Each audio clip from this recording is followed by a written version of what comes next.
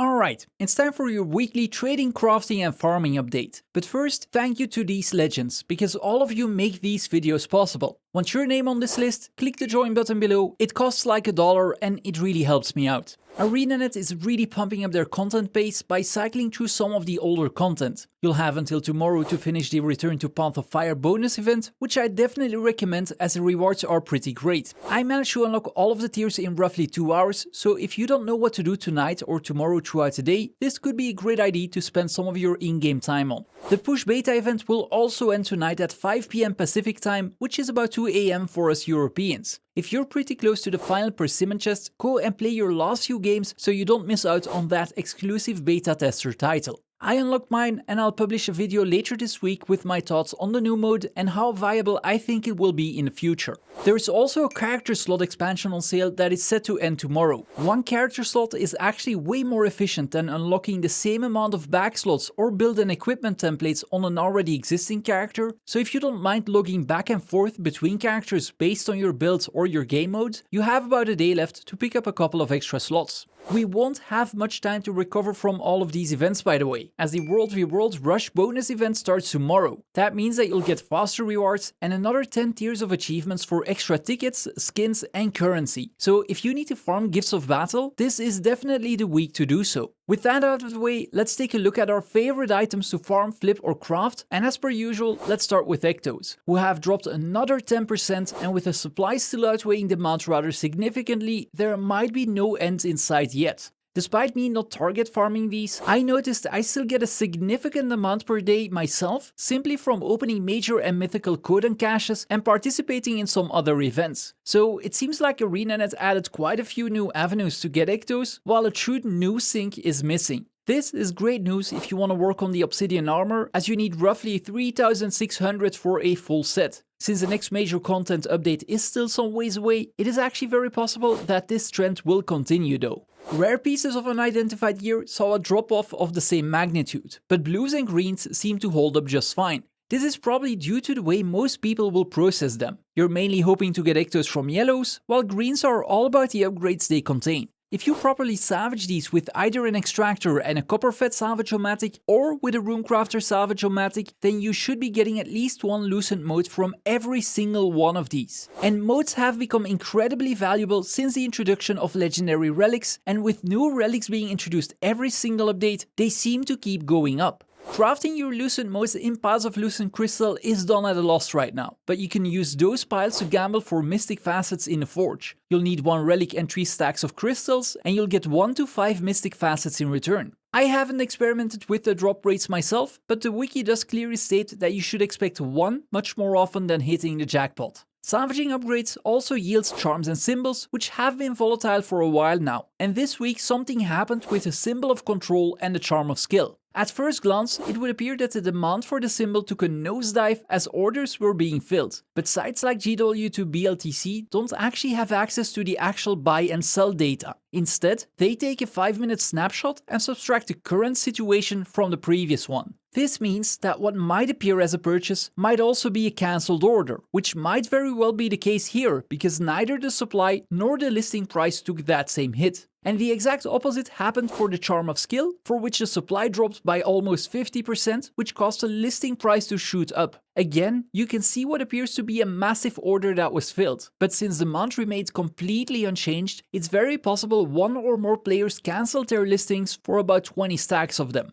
I mentioned opening codon caches earlier, and that's of course for the Mursad runestones. While their price has slowly been dropping back to 80 silver, their demand actually keeps increasing and supply has dwindled by about a fifth. Their sudden price increase was probably a knee-jerk reaction to the stealth nerf.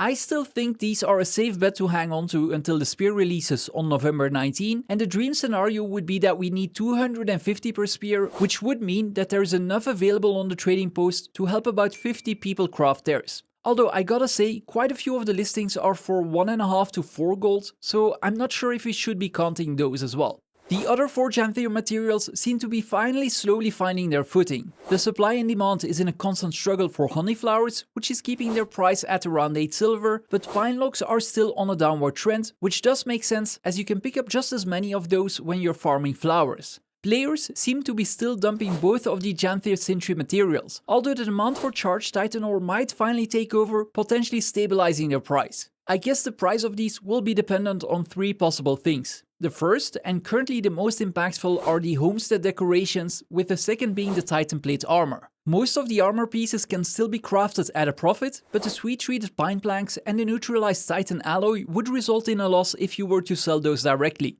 This happens rather often with craftable items, as there's usually a race to the bottom going on, with people trying to make a quick buck regardless of making a profit or a loss. The third possibility that could reinvigorate all 4 material prices will be the legendary spear in November and the backpack around May next year. These are still so far away though that stocking up would probably turn into a logistical nightmare unless you have enough mules designated for these kind of things.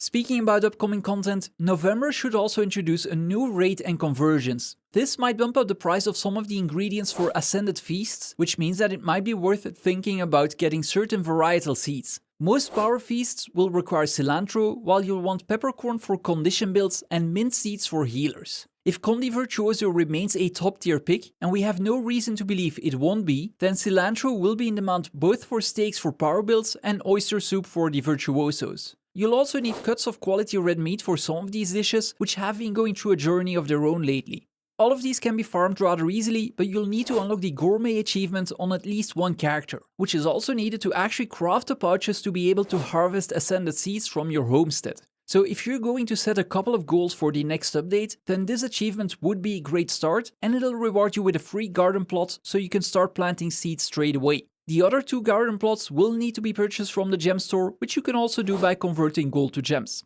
If you want other things to spend your gold on, then there are quite a few Black Lion weapon skin sets that are selling for relatively low prices, with the caveat that you'll need to get buy orders to fill, and thus open yourself up to the risk of being stuck not being able to finish a collection completely. The vintage Black Lion weapon boxes are currently selling for 41 to 50 gold, which makes a lot of the buy listings for these weapons rather attractive. I'd even argue I find the boxes themselves a better deal than exchanging tickets for Void Corrupted skins, unless you want to unlock those, as their volume is really low. The Void Corrupted rifle, for example, sells for 58 gold, but only 7 were sold in the past 24 hours. If you go this route, make sure you don't get stuck with orders not filling to unlock tickets, and then your sale orders not filling for the Void Corrupted skins. Vintage boxes, for comparison, have a much higher daily volume. If you have some karma instead of gold to spend, then keep buying your daily code and cash keys and Pact Scout mapping materials. Don't exchange the ladder just yet though. This week isn't a bad week per se, but if you wait till next week, you'll get a way better exchange rate.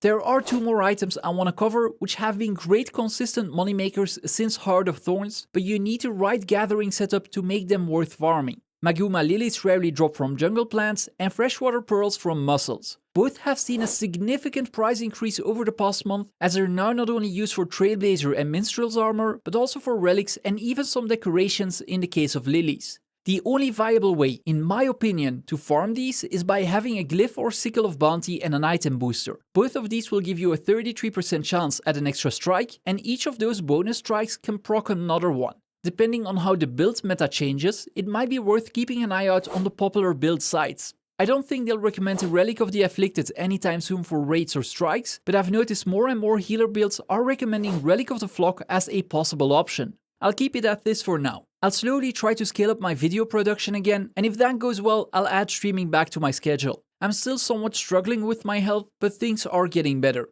In the meantime, thank you once more to all of you who are supporting me over on Twitch or here on YouTube, because I really couldn't keep making these videos without your support.